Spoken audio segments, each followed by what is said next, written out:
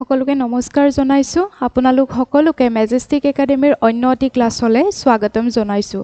আজি এটা আমি খুব ধুনীয়া এটা টপিক লৈ আহিছো ইয়াৰে ওপৰত হয়তো বহুতেই জানে বা কিছুমানৰ হয়তো আমাৰ কোনখিনি আসামিজ ওমেনে আমাৰ ন্যাশনাল ফ্ৰীডম মুভমেন্ট অৰ্থাৎ আমাৰ ভাৰতৰ যি স্বাধীনতা সংগ্ৰাম হৈছিল তাত কোনে কোনে বা কোন কেগৰাকী মহান মহিলা বা কোনখিনি মহিলাৰ আসলতে অৱদান আছিল বা বিশেষ ভূমিকা আছিল সেই সন্দৰ্ভত আসলতে আমাৰ কোৱেশ্চন সুধা আমি দেখা পাওঁ সো আমি আমাৰ আজিৰ ক্লাছটোত কি পঢ়িম আমি আমাৰ যিখিনি স্বাধীনতা আন্দোলন অৰ্থাৎ স্বাধীনতা আন্দোলন বুলি ক'লে আমাৰ যিখিনি গান্ধীয়ান এৰাৰ তাৰ মানে আমাৰ 1921 চনৰ পৰা যিখিনি মুভমেন্ট আমাৰ ষ্টাৰ্ট হৈছিল সেই অসহযোগ আন্দোলনৰ পৰা কুইট ইণ্ডিয়া মুভমেন্ট বা আমাৰ ভাৰত ত্যাগ আন্দোলনলৈকে যিখিনি আমাৰ সংগ্ৰাম বা স্বাধীনতা সংগ্ৰাম হৈছিল সেই সংগ্ৰামত আমাৰ অসমীয়া মহিলাৰ কেনেকুৱা ধৰণৰ ভূমিকা আছিল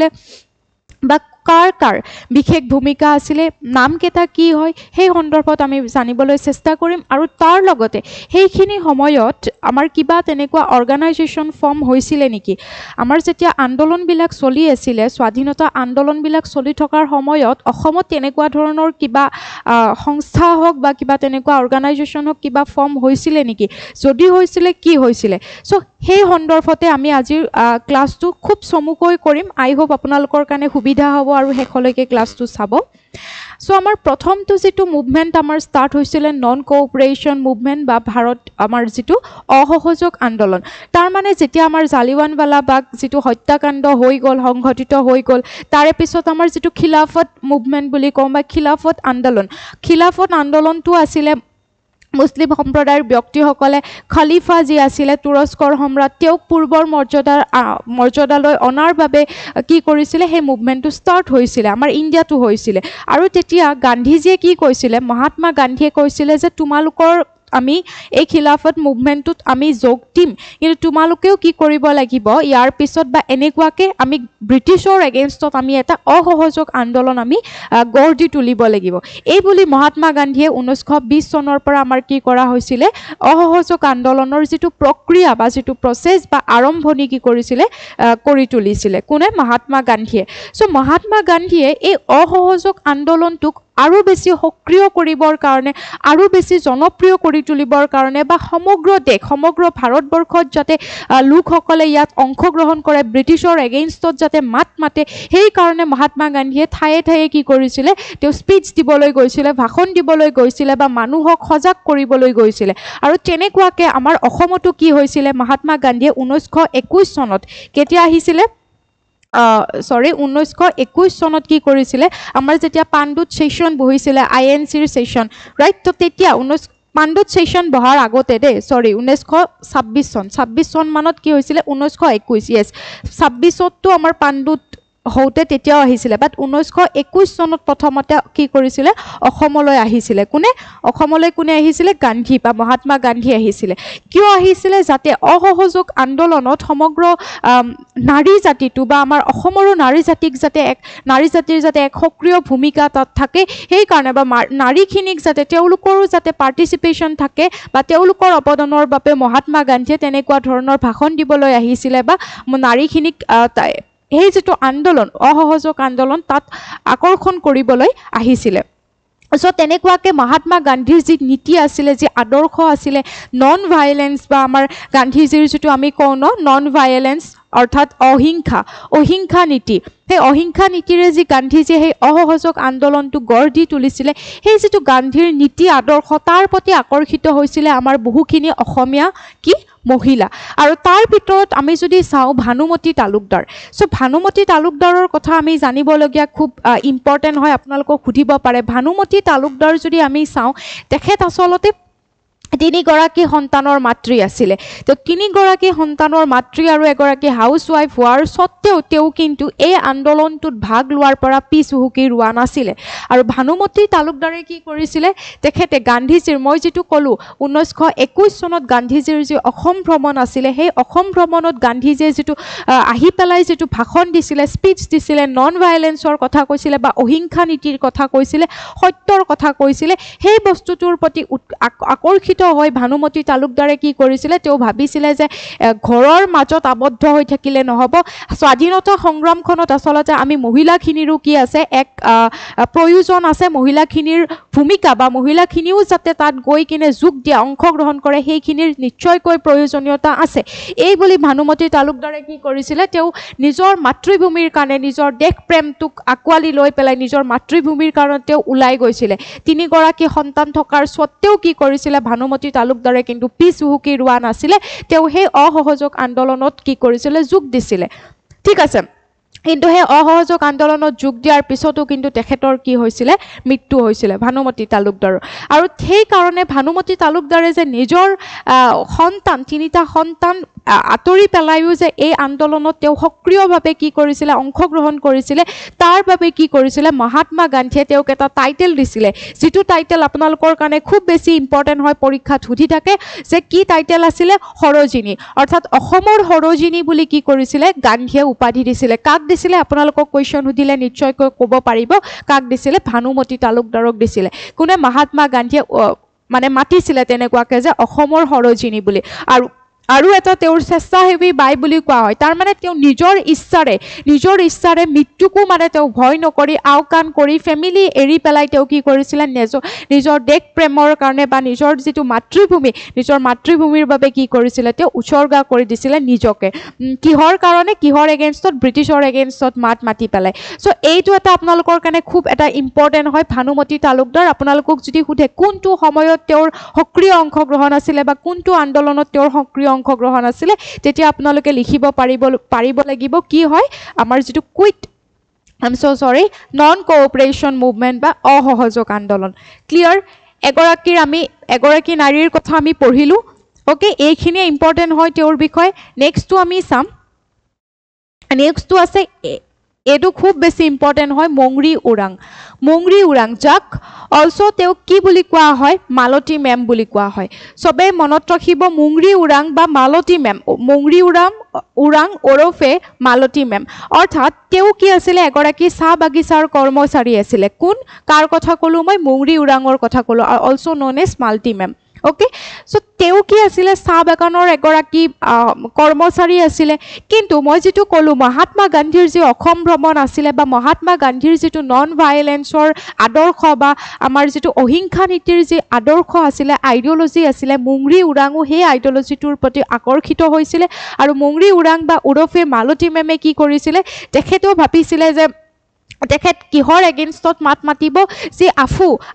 আফিং মানে আমাৰ যিটো কানি বা সুৰাজাতীয় যিবোৰ দ্ৰব্য আছে সেই সুৰাজাতীয় দ্ৰব্য বা আফিঙৰ এগেইনষ্টত তেওঁ বা অপিয়ামৰ এগেইনষ্টত তেওঁ কি কৰিছিলে মাতিছিলে অৰ্থাৎ ব্ৰিটিছাৰসকলে কি কৰিছিলে যিবোৰ কানি বা ব্ৰিটিছাৰসকলৰ তাত বিলাতী সুৰাবিলাক আমাৰ অসমতে আদি কৰি গোটেই সমগ্ৰ ভাৰতবৰ্ষত এৰি দিছিলে তাত উৎপাদিত হোৱা যি বিলাসী সুৰা আছিলে চবতে এৰি দিছিলে চ' এইবোৰৰ এগেইনষ্টত মংৰি ওৰাঙো কি কৰিছিলে মাতিছিলে কাৰণ এটা বস্তু আমি জানো সেইখিনি সময়ত যদি চাওঁ আমাৰ অসমৰ আধা মানুহ বা ভাৰতৰ আধা মানুহ বুলি নকওঁ কিন্তু কিছু সংখ্যক মানুহে কানিৰ যিটো নিচা হয় সেই নিচাৰে জৰ্জৰিত হৈ পেলাই ব্ৰিটিছে কি কৰিছে কি কৰা নাই কিমান শোষণ কৰিছে বা কিমান টেক্স বা কিমান কৰ লগাইছে এইবিলাকত তেওঁলোকে ধ্যান দিবলৈকে পাৰা নাছিলে সেই চাম মানুহ কি হৈ গৈছিলে তেওঁলোক মানে আপোনাৰ সেই নিচাতে মানে পুৰা হেৰি হৈ থাকে আমি কওঁ ন পুৰা নিচা কৰি আছে তো তেনেকুৱা আছিলে চ' মংৰি ওৰাঙে কি কৰিছিলে সেইটোৰ এগেইনষ্টত এণ্টি অপিয়াম কেম্পিং তাৰ মানে আফিঙৰ এগেইনষ্টত কি কৰিছিলে তেওঁ কেম্পেইন কৰিছিলে বা যুঁজ দিছিলে যে কানিৰ বিৰুদ্ধে বা কানি বা সুৰাজাতীয় এই দ্ৰব্যৰ বিৰুদ্ধে কি কৰিম আমি যুঁজ দিম সেই তেওঁ এগৰাকী লিডিং বা এক্টিভ মেম্বাৰ আছিলে এণ্টি অপিয়াম কেম্পেইনৰ ওকে মনত থাকিব আৰু তেওঁক কি বুলি কোৱা হ'ব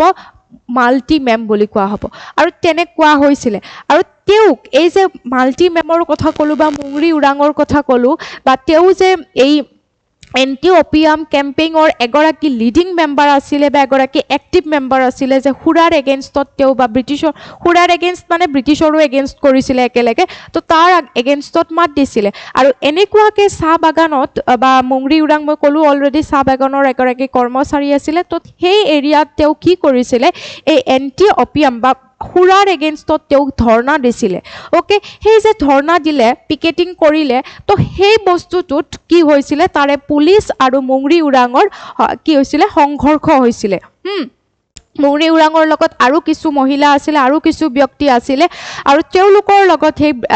পুলিচ ইংৰাজ পুলিচ বিষয়া গোটেইখিনিৰ মাজত মুখামুখি সংঘৰ্ষ হয় আৰু তাতে কি হয় গুলিত নিহত হৈছিলে কোন মুংৰি উৰাং আৰু তেওঁক কোৱা হয় অসমৰ স্বাধীনতা আন্দোলনৰ প্ৰথমগৰাকী শ্বহীদ বুলিও কোৱা হয় মহিলা শ্বহীদ বুলি কোৱা হয় কাক মুংৰি উৰাঙক কোৱা হয় আৰু তেওঁক উৰফে কি বুলি কোৱা হয় মালতী মেম বুলি কোৱা হয় বা মালতী মেম বুলি কোৱা হয় তেওঁ কিহৰ এগেইনষ্টত যুঁজ দিছিলে বা তেওঁ কিহৰ এগেইনষ্টত মাত দিছিলে ব্ৰিটিছৰ এগেইনষ্টত মাত দিছিলে আৰু সেই যি কানি বা অপিয়াম বা আফিং বুলি কওঁ সেইটোৰ এগেইনষ্টত তেওঁ যুঁজ দিছিলে আৰু সেইটোৰ এগেইনষ্টত যুঁজ দিওঁতে পুলিচৰ লগত সংঘৰ্ষ হৈ পেলাই তেওঁৰ কি হৈছিলে মৃত্যু হৈছিলে সো আমাৰ মুংৰি উৰাংটো আমাৰ হৈ গ'ল এবাৰ নেক্সটটো আমি চাওঁ নেক্সট আমাৰ সেইখিনি সময়ত যদি চাওঁ এটা সংস্থা সেই সংস্থাটোৰ নাম সংস্থা বুলি নকওঁ এখন সমিতি মহিলা প্ৰাদেশিক সমিতি আমাৰ ইয়াতে অসম প্ৰাদেশিক মহিলা সমিতি বুলিও আপোনালোকে দেখিব পাৰে অসম প্ৰাদেশিক মনত ৰাখি থৈ দিব অসম প্ৰাদেশিক মহিলা সমিতি কোনে ফাউণ্ড কৰিছিলে চন্দ্ৰপ্ৰভা শইকীয়ানী কেতিয়া 1926 চনত আৰু সেইটো কোনটো সময়ত যদি আপোনালোকক সোধে বা কোনটো মুভমেণ্ট চলি থকাৰ সময়ত যদি সোধে কাৰণ আমাৰ অসহযোগ আন্দোলনটো অলৰেডি 1922 চনতো বন্ধই হৈ গৈছিলে কিন্তু তথাপিও তাৰ যিটো ফিডিংঅতি বুলি কোৱা হয় সেইখিনি মানুহৰ জেগাই জেগাই কিন্তু এগেইনষ্ট চলিয়ে আছিলে সো সেইখিনি সময়তে কি হৈছিলে 1926 চনত আমাৰ অসম প্ৰাদেশিক মহিলা সমিতি গঠন কৰিছিলে কিয় চন্দ্ৰপ্ৰভা শইকীয়ানীয়ে অসম প্ৰাদেশিক মহিলা সমিতি গঠন কৰিছিলে সো ডেট সেই সমিতিখনৰ জৰিয়তে মহিলাখিনিৰ এডুকেশ্যন হওক মহিলাখিনিক যাতে আগবঢ়াই নিব পাৰে বা মহিলাৰ লগত যিখিনি ইনজাষ্টিছ বা যিখিনি ইমমৰেল প্ৰেক্টিচেছ চলি থাকে বা আমাৰ অনৈতিক যিখিনি কাৰ্যকলাপ মহিলাৰ লগত সংঘটিত হৈ থাকে ডাইনী হত্যাৰ পৰা সতি এই যিমান যি বেয়া মহিলাৰ লগত হৈ আছিলে সেই গোটেইবিলাকৰ এগেইনষ্টত মাত মাতিবৰ কাৰণে চন্দ্ৰপ্ৰভা শইকীয়ানী অসম প্ৰাদেশিক মহিলা সমিতি গঠন কৰিছিলে ওকে সবতকৈ অসমৰ ওপৰত থকা মহিলা সমিতিখন আছিলে অসম প্ৰাদেশিক মহিলা সমিতি যিখন চন্দ্ৰপ্ৰভা শইকীয়ানীয়ে কি কৰিছিলে প্ৰতিষ্ঠা কৰিছিলে আৰু গোটেই উমেনক মানে এক্টিভ কৰিছিলে গোটেই উইমেনক কি কৰিছিলে এৱাৰ কৰিছিলে সচেতন কৰিছিলে এইখন সমিতিৰ জৰিয়তে সো এইখিনিত কিবা প্ৰব্লেম আছে এইখিনিত একো প্ৰব্লেম নাই আমি চন্দ্ৰপ্ৰভা শইকীয়ানীৰ কথা আমি গম পালোঁ তাৰপিছত যদি আমি চাওঁ চিভিল ডিছঅবিডিয়েন্স মুভমেণ্ট আহিব আমাৰ অসহযোগ আন্দোলন আমি অলৰেডি গম পালোঁ বন্ধ হৈ যায় কাৰণ চুৰি চৰা ইনচিডেণ্ট যিটো আছিলে আপোনালোকে জানে নিশ্চয়কৈ পুলিচৰ লগত যে এটা সংঘৰ্ষ হৈ পেলাই পুলিচ থানা অগ্নিসংযোগ কৰি দি যে পুলিচক জ্বলাই দিয়া হৈছিলে চ' সেইটো ইনচিডেণ্টৰ পিছতো আমাৰ অসহযোগ আন্দোলন বন্ধ হৈ গৈছিলে কিন্তু তেনেকুৱাকৈ কিছু সময় থাকি পেলাই চিভিল ডিছঅবিডিয়েন্স মুভমেণ্ট বুলি বা আইন অমান্য আন্দোলন বুলি মহাত্মা গান্ধীয়ে পুনৰ এক আন্দোলন গঢ় দি তুলিছিলে কিয় গঢ় দি তুলিছিলে এই আইন অমান্য আন্দোলন বা চিভিল ডিছঅবিডিয়েন্স মুভমেণ্টৰ মেইন ৰিজনটো কি আছিলে আমি যদি চাওঁ সেইখিনি সময়ত ব্ৰিটিছাৰসকলে কি কৰিছিলে টেক্সৰ যি বজা কৰৰ যি পূজা বঢ়াই গৈ আছিলে তেওঁলোকে একদম সাধাৰণ যিবোৰ সামগ্ৰী নিমখ যিটো প্ৰত্যেক দিনাই প্ৰয়োজন হয় প্ৰত্যেক টাইমত আমাক কি লাগে নিমখ লাগে অৰ্থাৎ মানুহবিলাকে কি হয় মানুহবিলাকে বেলেগ ভাল বস্তু খাব নাপালেও বা ভালকৈ থাকিব নাপালেও কিন্তু নিমখটোতো মানুহে দিবই নিমখটো বহুত বেছি প্ৰয়োজন ঘৰত লাগে চ' সেই নিমখতো কৰ লগোৱা যিটো ছিষ্টেম কৰিলে ব্ৰিটিছাৰসকলে নিমখৰ কৰটো যেতিয়া বঢ়াই দিলে যে নিমখ কিনিলেও টেক্স দিব লাগিব চ' এই বস্তুটোত গান্ধী খুব অতিষ্ঠ হৈছিলে আৰু গান্ধীয়ে যেতিয়া আছিলে লৰ্ড আৰউইন তো লৰ্ড আৰউইনলৈকে গান্ধীয়ে কি কৰিছিলে এখন পত্ৰ লিখিছিলে পত্ৰ মানে সেই পত্ৰখনত দাবী আছিলে কিছু দাবী মানে 11টা ওকে 11টা দাবীৰে তেওঁ এখন প্ৰস্তাৱ কি কৰিছিলে আৰউইনলৈকে পঠিয়াই দিছিলে আৰু আৰউইনে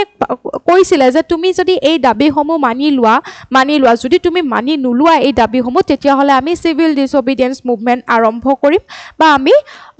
আমাৰ যি আইন অমান্য আন্দোলন তাৰমানে তোমালোকে যি আইন দিলেও আমি নামানো তোমালোকৰ আইনবিলাক আমি ভংগ কৰিম আইনমতে নচলোঁ তোমালোকৰ গুডছ অৰ্থাৎ তোমালোকৰ ব্ৰিটিছৰ প্ৰডাক্টছ ব্ৰিটিছ গুডছ বা ব্ৰিটিছৰসকলৰ দ্বাৰা উৎপাদিত হোৱা যি প্ৰডাক্ট সেয়া আমি ব্যৱহাৰ নকৰোঁ তোমালোকৰ চবতে আমি একদম কোঅপাৰেট নকৰোঁ চ' এনেকুৱাকৈ 11টা দাবী দিছিলে যে তোমালোকে নিমখ কৰটো বন্ধ কৰা নিমখৰ ওপৰত যি লোন দিছা সেইটো তোমালোকে বন্ধ কৰা তাৰ উপৰিও কানি হেৱা প্ৰচলনটো তোমালোকে বন্ধ কৰা এই যোনটো মাদক দ্ৰব্য সেয়া বন্ধ কৰা এনেকুৱাকৈ 11টা দাবী দিছিলে কিন্তু আৰু ইনে গান্ধীজীৰ এই দাবীসমূহ মানা নাছিলে নাকচ কৰিছিলে আৰু তেতিয়াই গান্ধীজীয়ে নিজৰটো স্থিতিত অটল আছিলে কিয় যে গান্ধীয়ে কৈছিলে তুমি যদি এই 11টা দাবী মানি নলোৱা মই কিন্তু চিভিল ডিছঅবিডিয়েণ্ট মুভমেণ্ট আৰম্ভ কৰি দিম আৰু তেনেকুৱাকৈ গান্ধীজীয়ে 1930 চনৰ পৰা কি কৰিব ধৰিলে চিভিল ডিছঅবিডিয়েণ্ট মুভমেণ্ট ষ্টাৰ্ট কৰিলে আৰু সেই চিভিল ডিছঅবিডিয়েণ্ট মুভমেণ্টৰ যদি আমি চাওঁ অসমতো তাৰ প্ৰভাৱ পৰিছিলে আৰু অসমত প্ৰভাৱ পৰোঁতে এগৰাকী বিশেষ ব্যক্তিৰ কথা যদি আমি চাওঁ লীলাধৰ বৰুৱা আছিলে ইয়াত আমি যদিও বা আজি মহিলাৰ কথা পঢ়িছোঁ কিন্তু আমি এগৰাকী ব্যক্তিৰ নাম কিন্তু আমি মনত ৰাখিব লাগিব তাৰে যি মাৰ্চ দাণ্ডি মাৰ্চ হৈছিলে গান্ধীজীয়ে যিটো মাৰ্চ চিভিল ডিছঅবিডিয়েন্স মুভমেণ্টৰ এটা পাৰ্ট আছিলে Dandi March okay Dandi March মানে যিটো তেওঁলোকে গান্ধীজীয়ে কি কৰিছিলে সাবৰমতী আশ্ৰমৰ পৰা দাণ্ডিলৈকে এটা মাৰ্চ কৰিছিলে খোজকাঢ়ি গৈছিলে সাগৰৰ পাৰলৈকে চ' সেই যিটো মাৰ্চ আছিলে গান্ধীজীৰ লগত এগৰাকী অসমীয়া ব্যক্তি আছিলে সেইগৰাকীৰ নাম আছিলে লীলাধৰ বৰুৱা চ' লীলাধৰ বৰুৱাৰ কথা আপোনালোকে সকলোৱে জানে চ' লীলাধৰ বৰুৱা আছিলে সেইখিনি সময়ত গান্ধীজীৰ ক'ত আছিলে দাণ্ডি মাৰ্চত কিন্তু অসহযোগ চৰি আমি পঢ়ি আছোঁ কুইট ইণ্ডিয়া আকৌ ভুল ক'লোঁ আমি পঢ়ি আছোঁ কিহৰ কথা আইন অমান্য আন্দোলন অৰ্থাৎ চিভিল ডিছঅবিডিয়েণ্ট মুভমেণ্ট তো দাণ্ডি মাৰ্চটোত লীলাধৰ বৰুৱাই কি কৰিছিলে গান্ধীৰ দাণ্ডি মাৰ্চত যোগ দিছিলে কিন্তু বাকী অসমত যিটো প্ৰভাৱ পৰিলে আইন অমান্য আন্দোলনত যে অসমৰ ব্যক্তিসকলেও কৈছিলে যে আমিও ব্ৰিটিছ গুডছ আমি বয়কট কৰিম তেওঁলোকৰ উৎপাদিত সামগ্ৰী আমি নলওঁ আৰু আমি নিমখ কৰো নিদিওঁ তাৰমানে আমি নিমখ কৰ মানে নিমখৰ ওপৰত আমি কোনো ধৰণৰ লোন ব্ৰিটিছাৰক নিদিওঁ এই বুলি মানে অসমতো সেই বিদ্ৰোহ বুলি নকওঁ সেই আন্দোলনটোৰ পুৰা প্ৰচাৰ চলি গ'ল আৰু তাতে উমেনৰ কি হৈছিলে ভাগ দিছিলে তাতেও কিছুমান উইমেন অৰ্থাৎ অসমীয়া উইমেনে ভয় কৰা নাছিলে আগুৱাই গৈছিলে সেই সন্দৰ্ভত যদি আমি চাওঁ স্বৰ্ণলতা শইকীয়া চ' she was the secretary of Kamrup মহিলা সমিতি আমি অলপ আগতে পঢ়িলোঁ মহিলা সমিতিৰ বা অল আসাম প্ৰাদেশিক মহিলা সমিতিৰ কথা আমি পঢ়িলোঁ চন্দ্ৰপ্ৰভা শইকীয়ানীৰ কথা পঢ়িলোঁ কিন্তু সেইটো আছিলে চবতকৈ ওপৰৰ লেভেলৰ মহিলা সমিতি চবতকৈ ওপৰৰ লেভেলৰ কিন্তু জেগাই যিবোৰ মহিলা সমিতি আছিলে এতিয়া যদি আমি চাওঁ কামৰূপ মহিলা সমিতি চ' সেইখন মহিলা সমিতিৰ ছেক্ৰেটাৰী আছিলে স্বৰ্ণলতা শইকীয়ায়ো কিন্তু চিভিল অবিডিয়েন্স মুভমেণ্টৰ সময়ত জেগাই যিবোৰ মানে মানুহৰ গেডাৰিং হৈছিলে যে আমি এনেকুৱা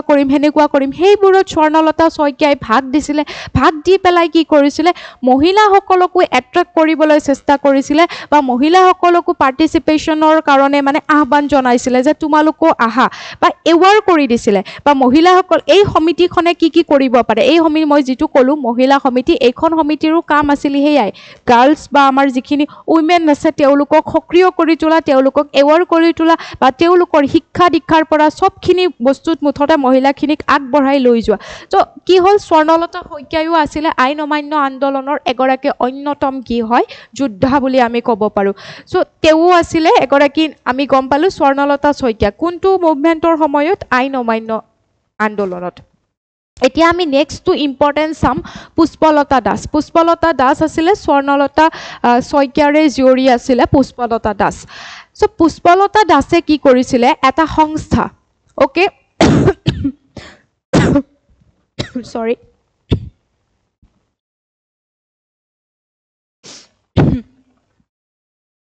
অ'কে চৰি চ' পুষ্পলতা দাসেও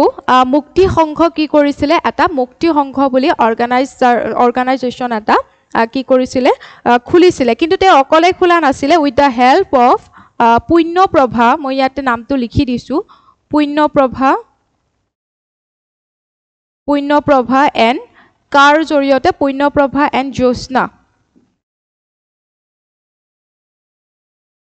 জ্যোৎস্না মজুমদাৰৰ লগ হৈ পেলাই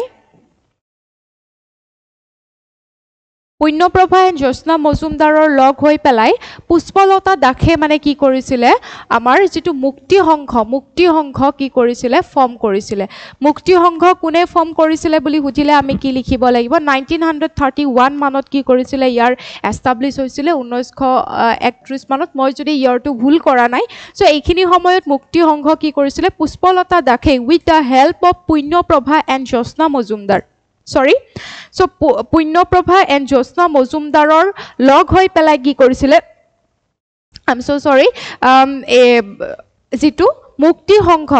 সংঘটো কি কৰিছিলে গঠন কৰিছিলে কিহৰ কাৰণে মুক্তি সংঘ গঠন কৰিছিলে ছোৱালীখিনিক এৱাৰ কৰিবৰ কাৰণে সেই সময়ত মহিলাসকলৰ দ্বাৰা যিবোৰ সংঘ গঠন হৈছিলে সেই সংঘবিলাকৰ এটাই উদ্দেশ্য আছিল ব্ৰিটিছৰৰ এগেইনষ্টত যাব ছোৱালীখিনি বা মহিলাখিনিক আগুৱাই লৈ যাব তেওঁলোকৰ অংশগ্ৰহণ বা তেওঁলোকৰ পাৰ্টিচিপেশনটো নিব আৰু লগতে কি হ'ব যাতে গাৰ্লছ বা যিখিনি উইমেন আছে তেওঁলোকক যাতে অধিক সক্ৰিয় কৰিব পাৰি সচেতন কৰিব পাৰি বা দুনিয়াকে যাতে তেওঁলোকে আহি পেলাই অংশগ্ৰহণ কৰিব পাৰে কোনো ধৰণৰ অসুবিধা নোহোৱাকৈ সো সেই ক্ষেত্ৰত আগভাগ লৈছিলে মুক্তি সংঘই তো মুক্তি সংঘটো কোনে ফৰ্ম কৰিছিলে পুষ্পলতা দাসে ফৰ্ম কৰিছিলে আৰু তেওঁ কাৰ সহায়ত ফৰ্ম কৰিছিলে বুলি যদি সোধে বা মুক্তি সংঘৰ লগত জড়িত ব্যক্তি বা মহিলাৰ কথা যদি আপোনালোকক কেতিয়াবা অপচনত সোধে তেতিয়াহ'লে আপোনালোকে মনত ৰাখিব Pushpalata Das Punyaprabha and Jyotsna Mojumdar. এইখিনি ক্লিয়াৰ হল কিবা আছে ইয়াতে আই হোপ এইখিনি পুষ্পলতা দাসৰ এইখিনি বস্তু আপোনালোকে গম পালে মুক্তি সংঘ আৰু আপোনালোকে এটা পাব মৃত্যু বাহিনীটো বেলেগ হয় হেতু কুইট ইণ্ডিয়া মুভমেন্ট অৰ্থাৎ ভাৰতীয় আন্দোলনৰ সময়ত গঠিত হৈছিল আৰু এই যেটো মুক্তি সংঘ এইটো আমাৰ যেটো সিভিল ডিসঅবিডিয়েন্ট মুভমেন্ট আছিলে তেতিয়াৰ সময়ত গঠন হৈছিল কাৰ জৰিয়তে পুষ্পলতা দাসৰ জৰিয়তে আৰু কোন আছিলে পুণ্যপ্ৰভা এণ্ড জ্যোৎস্না মজুমদাৰ সো নেক্সটটো আমি চাও নেক্সট এগৰাকী অন্যতম ব্যক্তি আছিলে যুঁজাৰু বুলি আমি ক'ব লাগিব স্বাধীনতা সংগ্ৰামী বুলি এগৰাকী ব্যক্তিক ক'ব লাগিব সেই গৰাকীৰ নাম আছিলে দাৰিকী দাসী বৰুৱা সো দাৰিকী দাসী বৰুৱাও আছিলে এগৰাকী আফিং বিৰোধী বা ওপিয়াম যেটো মই ক'লো অলৰেডি কানি বা খুৰা জাতীয় যিবোৰ দ্ৰব্য আছিলে তাৰ এগেইনষ্টত মাত মতা বা তাৰ সেই অভিযানৰ এগৰাকী আগশাৰীৰ সদস্য বা এগৰাকী এক্টিভ লিডাৰ বা লিডিং মেম্বাৰ হয় কৰ এন্টি আফিং বা আফিং বিৰোধী যি অভিযান চলিছিলে সেই সময়ত কোনটো সময়ত বুলি ক'লো হে সিভিল ডিসঅবিডিয়েন্ট মুভমেন্ট বা আইন অমান্য আন্দোলনত যে চলি আছিল হেইটোৰ সময়ত অৰ্থাৎ 1932 তে আসলতে তেও কি কৰিছিল হে অভিযানটোত নামি পৰিছিল কিন্তু দাৰিকী দাসী বৰুৱা হেইখিনি সময়ত আছিল প্ৰেগনেন্ট ওকে হেইখিনি সময়ত তেও প্ৰেগনেন্ট আছিল কিন্তু তেও হে নিজৰ স্বাস্থ্যৰ প্ৰতিও ধ্যান নিদি পেলাই তেও কি কৰিছিল তাত জপিয়াই পৰিছিল তাৰ মানে আন্দোলনটো জপিয়াই পৰিছিল বা ব্ৰিটিছৰ এগেইনষ্টত বা যেটো আমি আফিঙৰ কথা ক'লো বা কানিৰ কথা ক'লো তাৰ এগেইনষ্টত মাত মাতি বা হে অভিযানত মানে একেলগে অংশগ্ৰহণ কৰিছিল সো যেতিয়া দাৰিকী দাসী বৰুৱাই নিজৰ তেনেকুৱা হেল্থ লৈ পেলাই বা তেনেকুৱা ধৰণে তেও হেইটো দেহেৰে তেও যেতিয়া হে যুদ্ধ বুলিয়ে কৈছো বা আন্দোলন তাত যে নামি পৰিলে সেই বস্তুটো লাহে লাহে কি হ'ব ধৰিলে মানে গেদাৰিং হল মানুহবিলাক বেছি হল আৰু তেও এগেইনষ্টত মাত মাতি থাকিলে আৰু তাতে তেও কি কৰা হৈছিল এৰেষ্ট কৰা হৈছিল মনত ৰাখিব তাতে তেওক এৰেষ্ট কৰি লৈ পেলাই ফেব্ৰুৱাৰী মানতে তেওক এৰেষ্ট কৰি লৈ গৈছিল 1932 ত এৰেষ্ট কৰি লৈ যোৱাৰ পিছত তেওক 6 মাহ জেল দিছিল তেওক জেল দিয়া হৈছিল আৰু তেও মই অলৰেডি ক'লো তেও যেহেতু প্ৰেগনেন্ট উইমেন আছিল তেওক জেল দিলে আৰু তেও যেহেতু প্ৰেগনেন্ট উইমেন আছিল হে জেলত হেনেকুৱা ধৰণৰ অৱস্থাত যেতিয়া তনা উজৰা এনেকুৱা ধৰণৰ এটা অৱস্থাত তেও কি হল দুৰ্ভাগ্যবশত তেওঁৰ মৃত্যু ঘটে কেতিয়া ডাইড অন এপ্ৰিল 26 1932 অৰ্থাৎ 1935 চনৰ 26 এপ্ৰিলত তেওঁৰ কি হয় তেওঁ মৃত্যু বৰণ কৰে আৰু তেও কি হয় সেই কাৰণে তেও এগৰাকী যোদ্ধা হিচাপে বা স্বাধীনতা সংগ্ৰামী হিচাপে আজিও তেওঁৰ নামটো আমি মনত ৰাখিছো কোন হয় দাৰিকী দাসী বৰুৱা সো তেওঁৰ নামটো আপোনালোকে মনত ৰাখিব তেও কিহৰ লগত জড়িত আছিল তেও আফিং বিৰোধী আছিল অভিযানৰ লগত জড়িত আছিল আৰু হেখিনি সময়ত কি মুভমেন্ট চলি আছিল আমাৰ সিভিল ডিসঅবিডিয়েন্স মুভমেন্ট বা আইন অমান্য আন্দোলন এইখিনি আমি গম পালোঁ, দাৰিকী দাসী বৰুৱাৰ কথা আমি গম পালোঁ। নেক্সটটো আমি চাওঁ, আমাৰ আহিব এতিয়া কুইট ইণ্ডিয়া মুভমেণ্ট, যিটো 1942ৰ পৰা চলিছিলে। কিয় চলিছিলে কুইট ইণ্ডিয়া মুভমেণ্ট, ভাৰতীয় আন্দোলন? মই অলৰেডি আগৰ ক্লাছবিলাকত বুজাইছোঁ। আজিৰ ক্লাছৰ আমাৰ মেইন উদ্দেশ্য হৈছে এই আন্দোলনবিলাকত কোন কোন অসমীয়া মহিলাৰ আচলতে কি আছিলে, ভূমিকা আছিলে, বা আমাৰ যিখিনি আমি মনত ৰাখিছোঁ নাম বা মনত ৰাখিবলগীয়া, তেওঁলোকৰ আমি কথা আজি পঢ়িছোঁ। আৰু বহুখিনি মহিলা আছে, আমি লাহে লাহে সেইবোৰ পঢ়িম। কিন্তু আজিৰ ক্লাছত আমি বিশেষ তেনেকুৱা ধৰণে কেইগৰাকীমান বিশেষ মহিলাৰ ভূমিকাৰ বিষয়ে আমি পঢ়িবলৈ চেষ্টা কৰিছোঁ। চ' কুইট ইণ্ডিয়া মুভমেণ্ট বা ভাৰতীয় আন্দোলন যদি আমি চাওঁ, এই আন্দোলনটো যিটো 1942ৰ পৰা আৰম্ভ হৈছিলে, সেই আন্দোলনটোত কিন্তু চব মানুহ, সেই আন্দোলনটোত গান্ধীজীয়ে এটা শ্লোগান দিছিলে। কি শ্লোগান আছিলে? কৰিম কিবা মৰিম, হয়নে? কৰিম কিংবা মৰিম, তাৰ মানে মৰিলেও কৰিমেই, আমি যামেই, যি হয় হওক, হয়নে? মৰণক যিটো আওকাণ কৰি পেলাই ওলাই যোৱা হয় ন, মৃত্যুৰ কথা নাভাবি যেতিয়া দেশৰ বাবে আগবাঢ়ি যাব। গান্ধীজীয়ে কৈছিলে যে হয়তো মৰিম, নহয়তো কৰিহে এৰিম, হয়তো আমাক ব্ৰিটিছাৰে মাৰিব, নহয়তো আমাক ব্ৰিটিছাৰে স্বাধীনতা দিব। চ' এই যিটো উদ্দেশ্যৰে গান্ধীজীৰ যিটো তেওঁৰ সেই যিটো উদ্দেশ্য আছিলে বা তেওঁৰ যিটো সেই আদৰ্শ আছিলে বা শ্লোগান আছিলে, সেই শ্লোগানটোৰ প্ৰতি আমাৰ অসমৰো বহুখিনি মহিলাই কি হৈছিলে, অনুপ্ৰাণিত হৈছিলে। তাৰ ভিতৰত যদি আমি অন্যতম চাওঁ, তেওঁ আছিলে ভোগেশ্বৰী ফুকনানী। চ' ভোগেশ্বৰী ফুকনানীও আছিলে তেনেকুৱা এগৰাকী ব্যক্তি যাৰ মৰণতো মানে একো ভয় নাছিলে। তেওঁ সেই গান্ধীজীৰ নীতি অনুসৰি বা গান্ধীজীৰ সেই শ্লোগানটো অনুসৰি ওলাই গৈছিলে। তাৰমানে কি হৈছিলে, যিটো মৃত্যু বাহিনী অলৰেডি ফৰ্ম হৈছিলে, মই অলৰেডি আপোনালোকক ক'লোঁ যে কুইট ইণ্ডিয়া মুভমেণ্টৰ সময়ত এইবাৰ টেটত এই বস্তুটো আহিছিলে দেই, মৃত্যু বাহিনী। আৰু মৃত্যু বাহিনীও ফাউণ্ড কৰিছিলে কোনে? পুষ্পলতা দাসে। মৃত্যু বাহিনী, তাৰ মানে মৃত্যু বাহিনীৰ মিনিঙে হৈছে কি হয়, যে আপোনাৰ যি হ'লে হওক, মৰিলেও মানে মৰিলেও একো প্ৰব্লেম নাই, আৰু মানে নিজৰ মৃত্যুক মানে ভয় নকৰে, দেশ প্ৰেম ইমান বেছি। চ' সেই বস্তুটো তেনেকুৱাকৈ মৃত্যু বাহিনী ফৰ্ম কৰিলে। ইয়াত মানে বহুখিনি গাৰ্লছ, স্পেচিয়েলি সৰু সৰু ছোৱালী, যেনেকুৱা 12-17 বছৰ ছোৱালী, মহিলা, এইবিলাকে কি কৰিছিলে, এই যিটো গোট আছিলে এই গোটটোত যোগ দিছিলে। আৰু এই গোটটোৰ সদস্য এগৰাকী হৈ পৰিছিলে ভোগেশ্বৰী ফুকনানী। 1942ত এগৰাকী এক্টিভ মেম্বাৰ হৈ পৰিছিলে। আৰু এই ভোগেশ্বৰী ফুকনানীৰো পুত্ৰ সন্তান আছিলে 6টা, গাৰ্লছ আছিলে 2গৰাকী,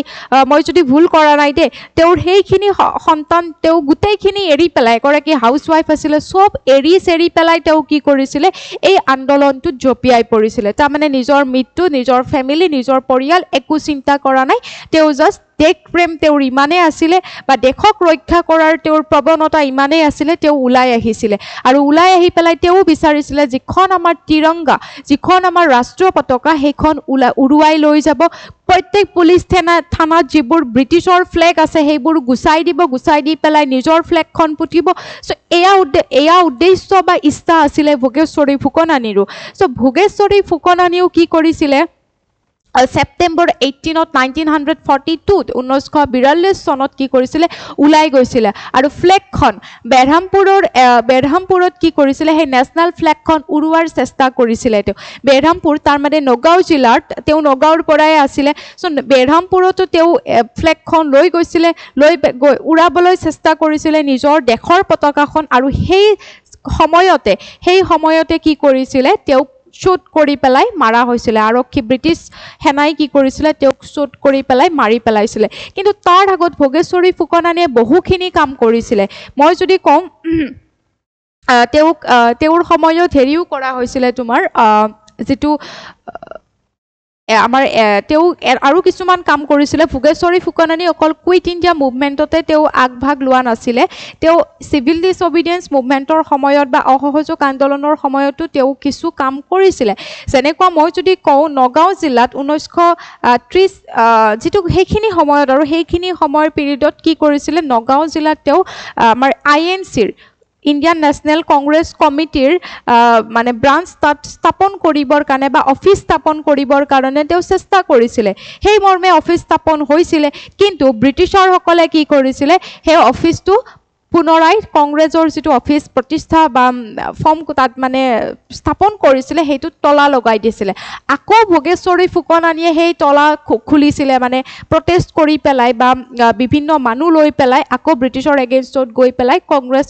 যিটো অফিচ আকৌ তেওঁ খুলিছিলে সো এনেকুৱা ধৰণৰ তেওঁ কামবিলাক হাতত লৈছিলে আৰু যেতিয়া তেওঁ লাষ্টলি যেতিয়া বেৰহামপুৰত তেওঁ সেই ফ্লেগখন উৰুৱাবৰ কাৰণে গৈছিলে আৰু তেতিয়া তেওঁ শ্বট ডেথ হৈছিলে কেতিয়া 1900 লগালগ তেওঁ মৰা নাছিলে সেই যিনা শ্বট কৰিছিলে তেওঁ গুলিয়াইছিলে তেওঁ লগালগ মৰা নাছিলে কিন্তু 3 দিন পিছত মানে বিশ্বাস কৰা হয় তেনেকুৱাকে দুই ধৰণৰ মতবাদ আছে কিছুমানে অলপ বেলেগ ধৰণে কয় কিছুমানে বেলেগ ধৰণে কয় যিকি নহয় তেওঁ 18 ছেপ্টেম্বৰত কি হ'ল তেওঁ শ্বট লাগিলে লাগাৰ পিছত 3 দিন পিছত তেওঁ কি হয় তেওঁৰ মৃত্যু হয় সো ভোগেশ্বৰী ফুকনানীৰ এটা ইম্পৰ্টেন্ট ৰোল আছে কোট আমাৰ কুইট ইণ্ডিয়া মুভমেন্টৰ সময়ত সো নেক্সটটো আছিলে কনকলতা বৰুৱা আমি সবেই জানো কনকলতা বৰুৱাৰ কথা যেহেতু আমাক কোৱেশ্চনত বহুখিনি সুধি থাকে কনকলতা বৰুৱাৰ আৰু এটা নাম আছে বীৰবালা সো তেওঁ কোৱা হয় বিৰাংগনা বুলি কোৱা হয় আৰু শ্বহীদ বুলি কোৱা হয় সো আমি যদি চাওঁ বিৰাংগনা কনকলতা বৰুৱাই তেখেতেও কি কৰিছিলে জাস্ট ইমান বেছি সৰু আছিলে 17 বছৰ আছিলে তেতিয়া তো ইমান কম বয়সত তেওঁ কিন্তু কি কৰিছিলে মৃত্যুকো তেওঁ ভয় কৰা নাছিলে যি জাতীয়তা বোধ যিটো বা জাতীয় চেতনা কনকলতা বৰুৱাৰ মনতো যি উত্থান হৈছিলে জাতীয় চেতনাৰ সেই জাতীয় চেতনাৰ একদম নিজৰ মৃত্যুকো তেওঁ পাহৰি গৈছিলে কাৰণ কনকলতা বৰুৱায়ো সেই মৃত্যু বাহিনী যিটো সংস্থা আছিলে সেই সংস্থাটোত তেওঁ জইন হৈছিলে এগৰাকী সদস্য হৈ পৰিছিলে আৰু সেই মৃত্যু বাহিনীৰ পৰাই ওলাই পেলাই তেওঁ কি কৰিছিলে মানে ওলাই গৈছিলে পুলিশ ষ্টেচনত পতাকা উত্তোলন কৰিব আৰু ব্ৰিটিছৰ পতাকাখন গুচাব আৰু নিজৰ যিখন তিৰংগা আছে সেইখন তাত পুতিব সো সেই তিৰংগা যেতিয়া উৰাব গৈছিলে কনকলতা বৰুৱাই উৰাব যাওঁতে তেওঁৰ কিন্তু তাতে তেওঁক গুলিয়াই কিনে হত্যা কৰা হৈছিলে সো কেতিয়া হত্যা কৰা হৈছিলে ছেপ্টেম্বৰৰ 20 তাৰিখে 1942 চনত কি কৰা হৈছিলে তেওঁক হত্যা বা গুলিওৱা হৈছিলে সেইকাৰণে তেওঁক শ্বহীদ বুলি কোৱা হয় কনকলতা বৰুৱা আৰু তেওঁৰ নামটো বীৰবালা বা বিৰাংগনা আমি অলৰেডি গম পালো এইটো সো সেইখিনি সময়ত কোট গহপুৰত এইটো ইম্পৰ্টেন্ট হয় তেনেকুৱাকে তেওঁ গহপুৰত পতাকাখন উৰুৱাবৰ যাওঁতে বা ব্ৰিটিছৰ ফ্লেগখন অতৰাই পেলাই নিজৰ ফ্লেগখন যেতিয়া পুতিব গৈছিলে বা উৰাব গৈছিলে গহপুৰত তেতিয়াই তেওঁক কি কৰা হৈছিলে গুলিওৱা হৈছিলে বা শ্বট কৰা হৈছিলে আৰু তেনেকে তেওঁৰ মৃত্যুবৰণ হৈছিলে সো আমি কনকলতা বৰুৱাৰ কথা গম পালো আজি আমি এই মহান নাৰীসকলক আমি কি কৰো আজিও তেওঁলোকক আমি মনত ৰাখিছো বা আমি শ্ৰদ্ধাৰে আমি সোঁৱৰাই থাকো ৰাইট সো আমি নেক্সটটো আমি যদি চাওঁ আমি কনকলতাৰ কথা আমি গম পালো এইবাৰ আমি লাষ্ট গৰাকী আমি ব্যক্তিৰ কথা পঢ়িম বা লাষ্ট গৰাকী আমি মহিলাৰ কথা পঢ়িম আৰু আছিলে বহু কেইগৰাকী কিন্তু আজিৰ ক্লাছটোত আমি এইখিনিয়ে কভাৰ কৰিম আৰু যিখিনি ইম্পৰ্টেন্ট আমাৰ সক্ৰিয় ব্যক্তি আছিলে বা সক্ৰিয় মহিলা আছিলে আমাৰ অসমৰ পৰা গৈ পেলাই যি স্বাধীনতা আন্দোলন আছিলে ভাৰতৰ তাত অংশগ্ৰহণ কৰা আৰু আছে বহুখিনি ব্যক্তি তেওঁলোকৰ কথা আমি পঢ়িম লাষ্টলি আমি আজি তিল্লেশ্বৰী বৰুৱাৰ কথা পঢ়িম তেওঁ এগৰাকী খুব বেছি সৰু ছোৱালী বুলিয়ে ক'ব লাগিব 12 বছৰ বয়সতে তেওঁৰ কি হৈছিলে মৃত্যু হৈছিলে সেই একেটা ডেটতে সেই 1920 চনৰ 1900 ইয়াতে 20 আহি গ'ল ন ইয়াতে 40 হ'ব লাগিছিলে ডেটটো ভুল হ'ল 1942 হ'ব দেই আপোনালোকে ডেটটো ভুল শুদ্ধ কৰি ল'ব সো 1942 চনৰ 26 ছেপ্টেম্বৰ তাৰিখে হেফালে কনকলতা বৰুৱাই আছিলে কোট তোমাৰ গহপুৰত ফ্লেগ হোষ্ট কৰিব গৈছিলে কিন্তু তিল্লেশ্বৰী বৰুৱাই গৈছিলে ঢেকিয়াজুলিত সো ঢেকিয়াজুলিত সেই পতাকা উত্তোলন কৰিব যাওঁতে তাতেও কি হৈছিলে তিল্লেশ্বৰী বৰুৱাৰ লগত আৰু কেইগৰাকীমান ব্যক্তি আছিলে সো তিল্লেশ্বৰী বৰুৱাকো তাতে গুলিওৱা হৈছিলে সো তেনেকুৱাকে তেওঁ কি হৈছিলে মৃত্যুবৰণ কৰিছিলে সো আমি এনেকুৱা ধৰণৰ মহান যিকেইগৰাকী স্বাধীনতা সংগ্ৰামী বা যোদ্ধা আছিলে তেওঁলোকৰ কথা আমি সদায়ে আমি স্মৰণ কৰিব লাগে বা পঢ়িব লাগে আমি কাৰণ বহুত বেছি ইম্পৰ্টেন্ট হয় এই গৰাকী আমি ব্যক্তিৰ কথা আমি সদায় মনত ৰাখিব লাগিব আৰু এনেকুৱা ধৰণৰ ভিডিঅ' পাবৰ বাবে আপোনালোকে মেজেষ্টিক একাডেমিক সাবস্ক্ৰাইব কৰি থৈ দিব আৰু লগতে কেনেকুৱা ধৰণৰ ক্লাছ লাগে অনাগত সময়ত ভৱিষ্যতত আৰু কি ক্লাছ লাগে আপোনালোকক বা কি টপিকৰ ওপৰত আপোনালোকে ক্লাছ বিচাৰে আপোনালোকে মোক জনাব কমেণ্ট বক্সত মই তেনেকুৱা ধৰণে ক্লাছবিলাক আনিবলৈ চেষ্টা কৰিম আৰু এনেকুৱা ধৰণৰ যিবোৰ তথ্য এই তথ্যবিলাক আপোনালোকে পোৱাৰ বাবে আমাৰ লগত কানেক্টেড হৈ থাকিব সো আপোনালোক সকলোকে ধন্যবাদ জনাইছো ইমান ধুনীয়াকৈ ক্লাছটো কৰাৰ বাবে পুনৰ এটি ক্লাছত আপোনালোক সকলোকে লগ পাম তেতিয়ালৈকে ভালে থাকিব সুস্থ থাকিব বাই বাই